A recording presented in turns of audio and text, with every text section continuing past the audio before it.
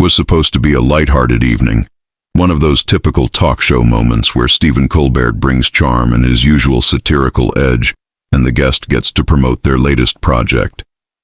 But when Mark Wahlberg walked onto that stage, something felt slightly off from the start.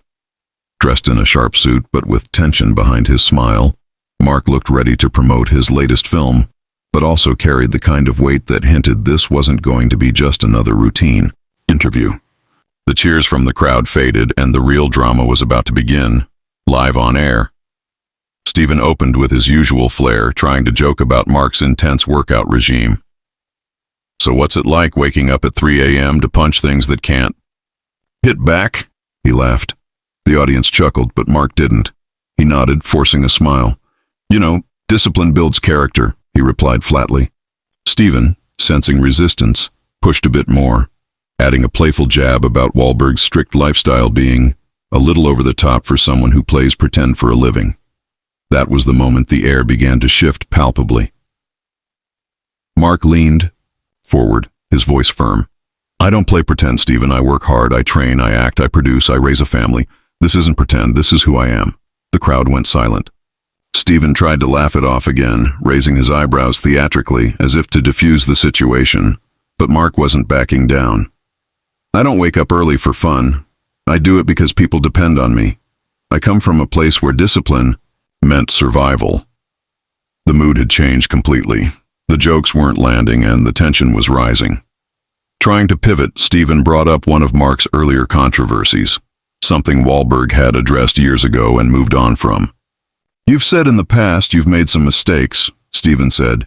"Do you think your strict routine is penance?" Mark's face hardened. "I came here to talk about my film, not to dig up stuff from decades ago. I've owned my past more than most celebrities ever will. Are we here to entertain or interrogate?"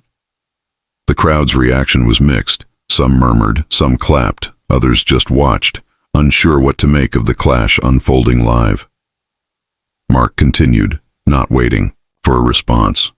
"You know, man, I've done the work, not just on set, not just in the gym, but in my life. I don't need a late-night lecture from someone who's never lived outside of comfort." Stephen raised his hands as if to say, "Relax," but that only pushed Wahlberg further. "Don't tell me to relax, Stephen. You asked the questions. You brought the fire and now you don't like the heat." Mark's voice was calm, but his body language screamed discomfort. The next few seconds felt like minutes. Stephen nervously sipped water, unsure whether to go to commercial or salvage what was left of the segment. "I think we may be getting off track," he said cautiously. Mark stood up slightly in his seat. "No, I think you're exactly on the track you wanted. You wanted a moment, right? A viral clip? Something messy?" The audience was holding their breath, waiting for what would come next. Wahlberg looked directly into the camera for a second, almost as if speaking to the viewers at home. "You know what's real?" he asked the room. "Getting up every day to be a better father, leading your crew by example, turning down roles that don't match your values. That's real. This," he gestured around the set, "this is a circus." At that, he unclipped his mic, placed it on the table, and stood up completely. Stephen tried to get a word in. "Mark, come on, let's talk about the movie at least." But Wahlberg was already walking away. The cameras weren't ready for this. The crowd gasped. Some applauded in stunned support. Others just watched in awkward silence. The studio crew was scrambling. Stephen sat frozen for a moment before laughing awkwardly. Well, I guess he really didn't want to talk about his workout schedule. But the joke didn't land. The audience wasn't in the mood for humor anymore. The weight of what just happened still hung in the air. Mark Wahlberg had stormed off a nationally televised show, not in rage, but in principle. Social media erupted almost instantly. Within minutes, Wahlberg walk-off and Colbert clash were trending worldwide. Fans were split. Some thought Mark had overreacted. Others applauded him for standing his ground. Clips of the exchange circulated across platforms, and the debate spread, from entertainment blogs to mainstream news. People weren't just talking about the moment. They were dissecting it, frame by frame. Every gesture, every phrase, became part of a larger cultural commentary. By the next morning, the internet had taken sides. Pundits and pop culture analysts weighed in. Some defended Colbert, saying it's the job of a late-night host to push boundaries.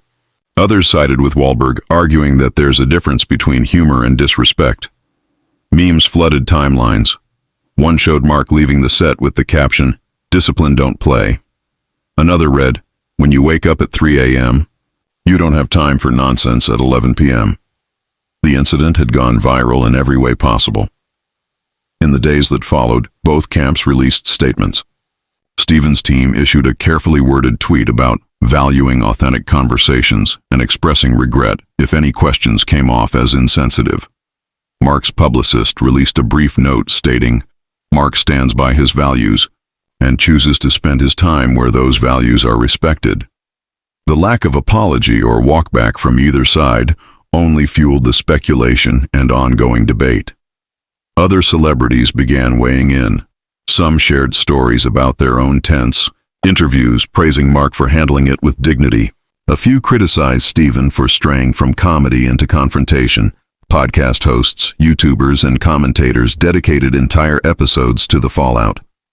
Suddenly, it wasn't just a celebrity walk-off, it was a flashpoint in the culture war between entertainment, respect, and media agendas. Meanwhile, Mark remained largely silent on the matter. He focused on promoting his film elsewhere, appearing on more neutral ground and being met with warmer receptions. In one morning interview, when asked indirectly about the Colbert incident, he simply replied, "Sometimes walking away says more than arguing ever could." That quote alone went viral again, praised by many as the ultimate mic drop moment. The ripple effect reached talk show circles, with several hosts reevaluating how far they push guests.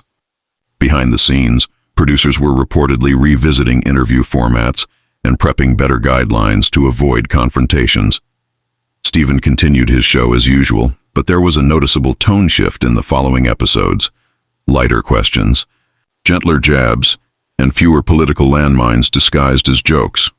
What started as a tense exchange between two high-profile men quickly became a symbol of bigger cultural conversations. Was it a matter of pride? Was it a clash of values? Or was it simply two people who weren't on the same wavelength?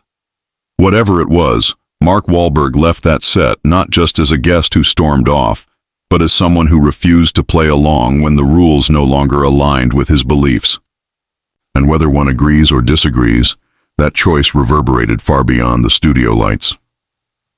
To this day, the Mark Wahlberg and Stephen Colbert incident is brought up in media courses, podcasts, and Twitter threads as an example of what happens when entertainment meets authenticity head-on. It wasn't staged, it wasn't planned, it was raw, awkward, and completely human. And in an industry where most things are filtered and rehearsed, that alone made it unforgettable. Whether it bruised egos or birthed clarity, the moment lives on. One storm off that said more than any perfectly scripted interview ever could.